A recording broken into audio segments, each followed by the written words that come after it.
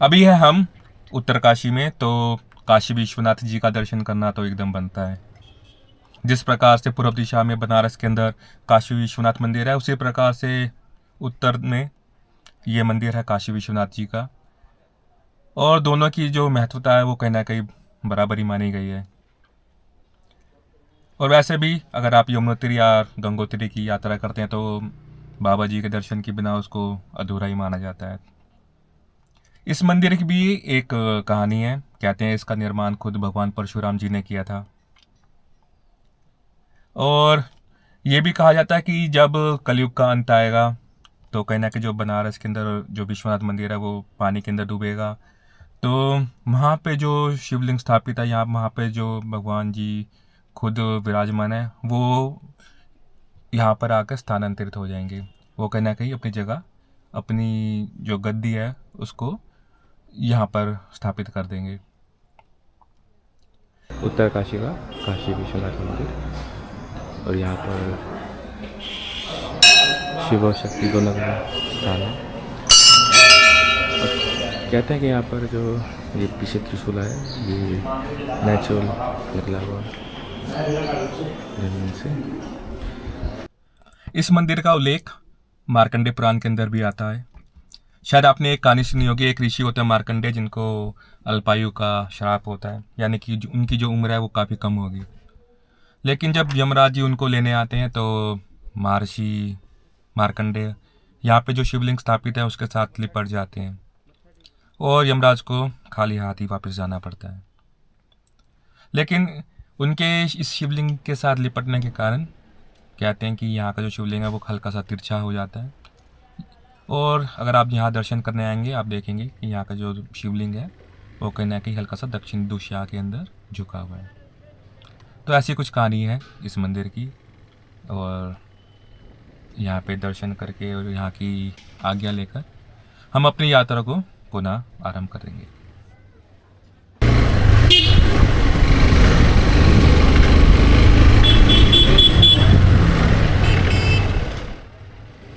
तो आज है हमारे सफ़र का तीसरा दिन और आज हमें तय करना है लगभग 100 किलोमीटर का सफ़र उत्तरकाशी से गंगोत्री तक का। और इसके बीच में जो मेन जगह आएंगी वो होंगी बटवाड़ी गांव, Gangnani, Suki village, Harsil and finally Gangotri मंदिर।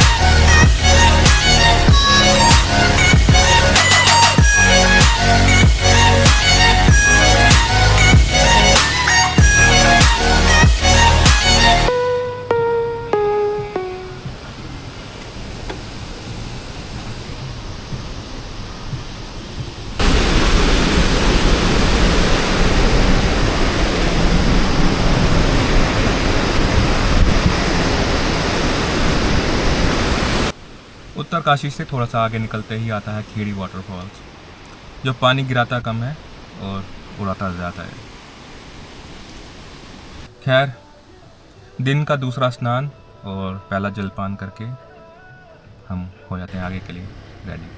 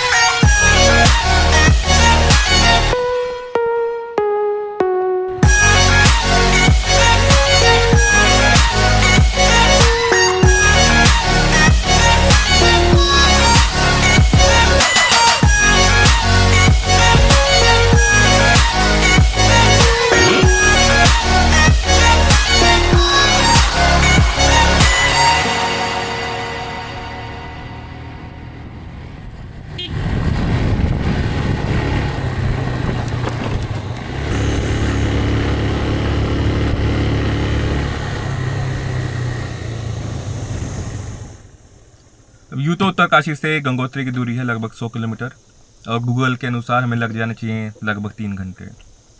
मगर जब निकले इस रास्ते पे तो यहाँ के नज़ारे जैसे कहते थे हर पल हमसे एक ही बात कि भाई थोड़ा सा तो रुक, ठहर, निहार इन्हें। अरे भाई इतनी भी क्या जल्दी है। अब कैसे बताएं गूगल को 3 घंटे में तो नहीं होगा अपना काम। अब खैर इसमें गूगल की भी क्या गलती है।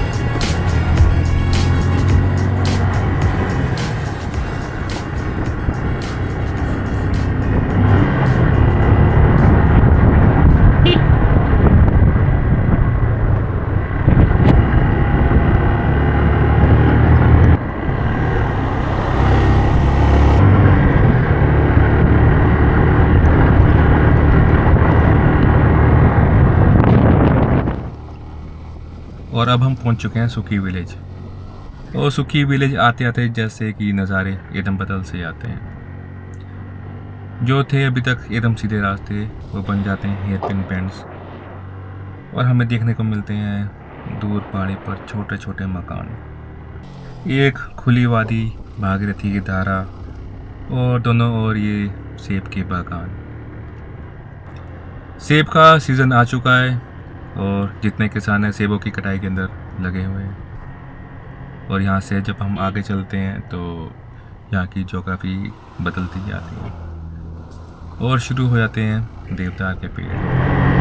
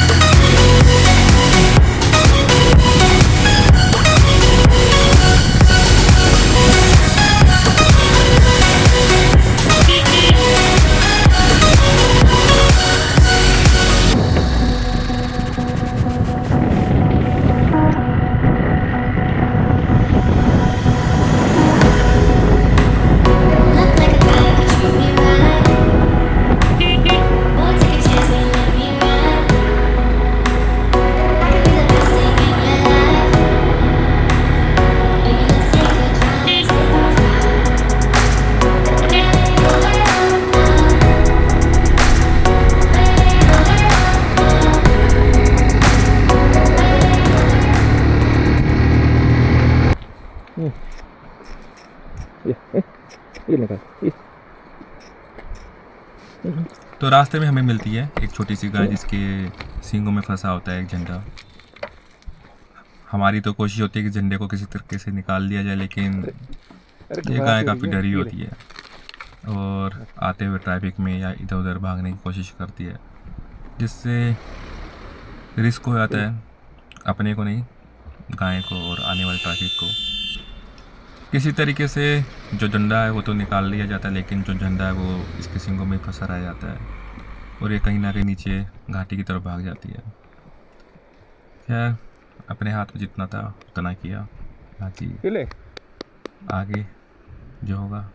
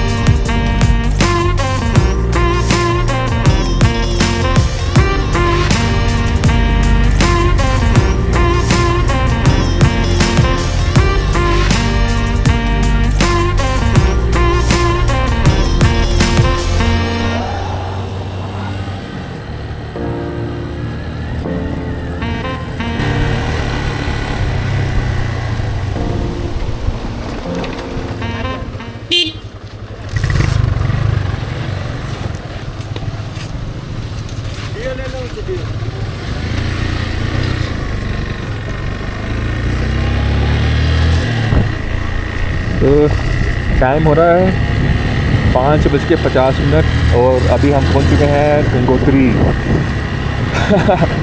मौसम है काफ़ी ठंडा लेकिन मज़ेदार।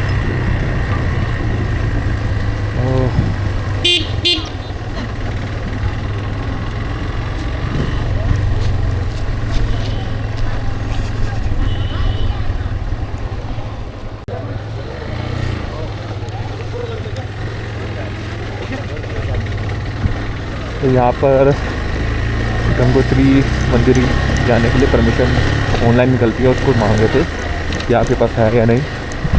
तो मेरे पास तो नहीं थी, तो मैं अंदर गया, उन्होंने कहा पर्ची दिखाओ या फिर मोबाइल में रजिस्ट्रेशन दिखाओ। मैंने मना कर दिया क्योंकि ऑन द स्पॉट भी पर्ची निकल जाती है, लेकिन इनकी शायद मशीनें चल नहीं रही, इन्होंने कहा चले जाओ। चलो ये भी सही है।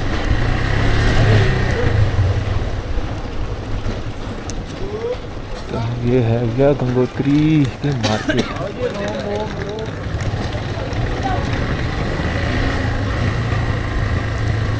हवा में ठंडक है अच्छी खासी। समस्या ये है एक ग्लव मेरा गिर गया कहीं रास्ते में, अब कहाँ पे गिरा पता नहीं।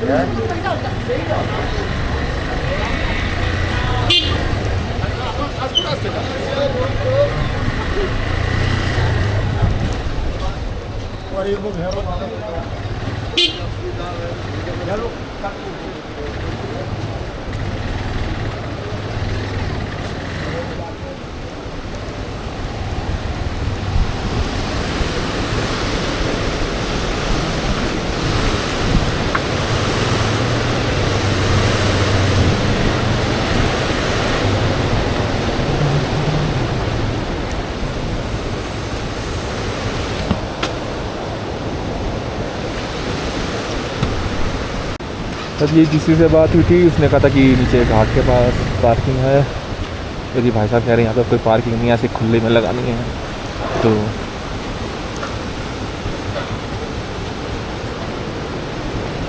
इसमें जगह मिलती है।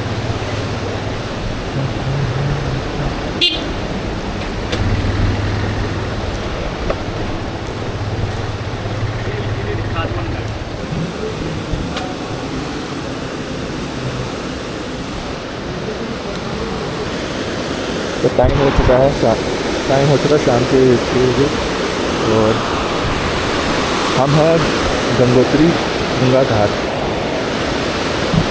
है इसे गंगा तो नहीं कह सकते अभी, क्योंकि भी ये भागीरथी है। अभी ये अलकनंदा से संगम होगा तो इसका नाम पड़ जाएगा गंगा। कामे सुरोवे श्रवणो ददातु कुबेराय वै श्रवणाय महाराजाय नमः।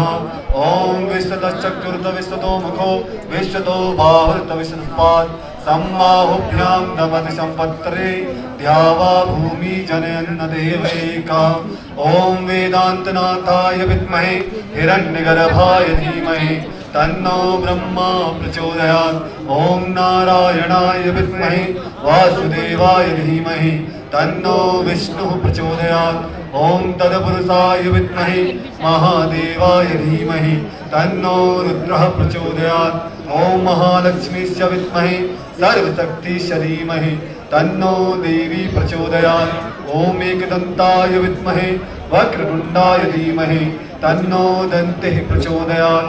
अंजनिगर्भाय विद्महे वायुपुत्राय धीमहि तन्नो हनुमन्तः प्रचोदयात्। ओम भागीरथ्यैश्च विद्महे विष्णुपत्न्यै धीमहि तन्नो श्रीगंगा प्रचोदयात्। सोमेश्वराय धीमहि विमलपुत्राय धीमहि तन्नो सोमेश्वर प्रचोदयात्। सर्वमंगलमांगल्ये शिवे सर्वार्थसाधिके शरण्ये त्र्यंबके गौरी नारायणी नमोस्तुते।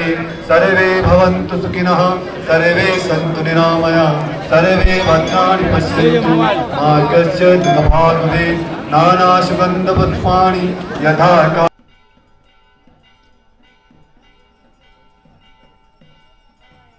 एंड फाइनली दर्शन होते हैं हमारे माँ गंगोत्री जी के एंड हम हिस्सा लेते हैं माँ गंगा की आरती का, जो कि लगभग रोज़ शाम को 7 बजे शुरू हो जाती है।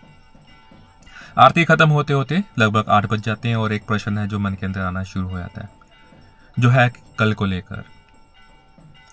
अब किसी तरीके से हम अपने घर से चलकर गंगोत्री तो पहुंच चुके, एक सपना लेकर कि गोमुख तक की यात्रा करेंगे, लेकिन अब कैसे करेंगे कुछ पता नहीं। पहले था कि आप एक ऑनलाइन परमिट निकालते थे या फिर आपको ऑन द स्पॉट यहाँ से एक परमिट निकल जाता था गोमुख तक का और आप पहुँच जाते थे आसानी से। लेकिन अब एक रूल है जो चेंज हो चुका है, जिसका हमें यहाँ पे आने के बाद पता चला। पहले गोमुख एक इंटरमीडिएट कैटेगरी के अंदर था, डिफ़िकल्टी के लेवल पे। अब उसको हार्ड या फिर डिफ़िकल्ट कैटेगरी के अंदर डाल दिया गया है, जिसके कारण एज़ पर रूल्स आपको एक ट्रैकिंग एजेंसी हायर करनी होती है। आपके पास एक ट्रैवल इंश्योरेंस होना चाहिए, एक मेडिकल फिटनेस सर्टिफिकेट होना चाहिए। आपको परमिशन चाहिए तो आपको ट्रैकिंग एजेंसी के थ्रू ही मिलेगी। अब चैलेंज था एक ट्रैकिंग एजेंसी को ढूंढना जो हमें इतने शॉर्ट नोटिस पर आगे ले जाए। कुछ एजेंसी से बात हुई, उन्होंने मेरे को अकेला देखा और साफ ही मना कर दिया और उन्होंने कहा कि अगर जाएगा तो ग्रुप जाएगा, वरना चार्जेस काफ़ी ज़्यादा होंगे। कुछ ढूंढने के बाद एक एजेंसी मिलती है जो ले जाने को तैयार होती है, लगभग 8-9 हज़ार के आसपास में। मगर उसका भी कहना था कि अभी देर हो चुकी है, परमिशन अप्लाई करेंगे तो हो सकता है कि वो परसों या उसके भी एक दिन बाद हमें मिले। एंड किसी भी तरीके से हम यहाँ पे पहुँचे हैं, तो गोमुख तक तो जाना ही था, तो इसको भी हम हाँ करके पहुँच जाते हैं मेडिकल सर्टिफिकेट बनाने। अभी तो सब कुछ राम भरोसे है, सो लेट्स सी। तो अभी रात के लगभग 10 बज चुके हैं और अभी हम रुके हैं यहाँ पे क्या ये Namami Puranmal restaurant and laws. कमरा मिला है, छोटा सा कमरा है 300 रुपये में गंगोत्री के अंदर। चलो कमरे की बात नहीं है, मेन रीज़न यहाँ पे आने का था कि गंगोत्री से आगे गोमुख वहाँ की यात्रा करनी है। बट यहाँ पे आके एक समस्या आई, गोमुख की यात्रा के लिए आपको पहले से एक परमिशन लेनी पड़ती है फॉरेस्ट डिपार्टमेंट्स की, कि गंगोत्री जो गोमुख ट्रैक है वो गंगोत्री नेशनल पार्क है, उसके अंदर आता है, जो कि फॉरेस्ट डिपार्टमेंट के अंदर आता है। अगर डेली बेसिस पे 150 या 200 लोगों को परमिशन होती है कि वो जा सकते हैं, और लेकिन परमिशन लेने को भी इन्होंने काफ़ी मुश्किल बना दिया। पहले था कि आप ऑनलाइन परमिशन ले सकते थे एटलीस्ट गोमुख ट्रैक के लिए, और अगर आपका मन था कि आप आ गए तपोवन जाएँ तो उस केस में गाइड कंपलसरी था। लेकिन अब इन्होंने गोमुख ट्रैक को भी एक डिफ़िकल्ट ट्रैक के अंदर डाल दिया है, जिसकी वजह से अगर आप गोमुख जाना चाहते हैं तो उसके लिए आपको किसी एजेंसी को हायर करना पड़ता है जो आपको लेके जाती है। अब अब यहाँ पे आके एजेंसी से बात करो तो कोई रेडी नहीं था जाने को कल। प्लस एक पर्सन मिला, वो कहता है हम ले जाएंगे आपको, एजेंसी है हमारी, और मैं अकेला हूँ, तो वो कह रहा 8,000 रुपये लगेंगे पैकेज के। बट एनीवे कोई ऑप्शन नहीं था, तो मैंने कहा ठीक है 8,000 रुपये देते थे, लेकिन तू बना। फिर वो कहता है कि आपको इंश्योरेंस भी करवाना होगा, तो इंश्योरेंस 500 रुपये का 1 साल का एक ट्रैवल इंश्योरेंस हुआ कि कुछ हो गया तो इंश्योरेंस से रिकवर करी जाएगी। प्लस आपका मेडिकल सर्टिफिकेट होना चाहिए। तो मेडिकल सर्टिफिकेट रात को 9 बजे सरकारी हॉस्पिटल यहाँ पे खुला है, वहाँ पर जाते हैं और वहाँ पे काफ़ी सारे लोग बैठे होते हैं। एक पूरी फैमिली, लगभग 7-8 लोगों की फैमिली जो मुंबई से आई है, वहीं पे बैठे बैठे एकदम से बात होती है कि तुमने कहाँ जाना है। मैंने कहा गोमुख एजेंसी को हायर किया है, तो कहते कि हमारे साथ चलो। मैं खुश, मैंने कहा ये क्या रहा। तो वहीं पे मेडिकल बनाते उनसे बात हुई, थोड़ी सी बातचीत हुई, फिर डिसाइड किया कि ठीक है उन्हीं के साथ हायर कर, मतलब जो उन्होंने एजेंसी हायर करी है, जो उनका ग्रुप है उन्हीं के अंदर मेरे को ऐड कर देंगे। तो ऐसे ऐसे करके बात हो गई। अब ये है कि यहाँ पे भी एजेंसी वाले नखरे करते हैं कि एक ग्रुप होगा, एक फैमिली होगी, तो एक गार्ड जाएगा साथ में, इनका पैसे बनेंगे। तो उन्होंने कहा कि ऐसे बोलना कि तुम ड्राइवर हो। मैंने कहा हाँ ड्राइवर है, जिस दूर भी नहीं, दिल्ली से चलाते हुए आ रहे बाइक्स। लेकिन ठीक है, वहाँ पे कहते कि हाँ मैं ड्राइवर हूँ वहाँ पे आके, और ये पूरी फैमिली को मैं लेके आया हूँ दिल्ली से। तो एनीवे एक परमिशन मिल गई है, उस ग्रुप के साथ कल गोमुख की यात्रा स्टार्ट करेंगे। चलो जो होता है अच्छा होता है। मेरा तो वो मूड ख़राब हो गया था जब मैं पे एकदम से यहाँ पे आया, तो पता लगा इतनी सारी रिक्वायरमेंट्स है, इतनी सारी चीज़ें करनी ज़रूरी हैं, और ऊपर से ट्रैकिंग एजेंसी को हायर करो, इतना रुपया दो। अगर ग्रुप में होता तो फिर भी ठीक है, लेकिन सोलो अगर हैं, सिंगल हैं, तो काफ़ी ज़्यादा हो जाता है, प्लस वर्थ भी नहीं लगता। बट एनीवे अब रेस्ट लेंगे, और कल सुबह 7 बजे बोला गया कि इकट्ठे होने के बाद ट्रैक स्टार्ट किया जाएगा। तो गुड नाइट।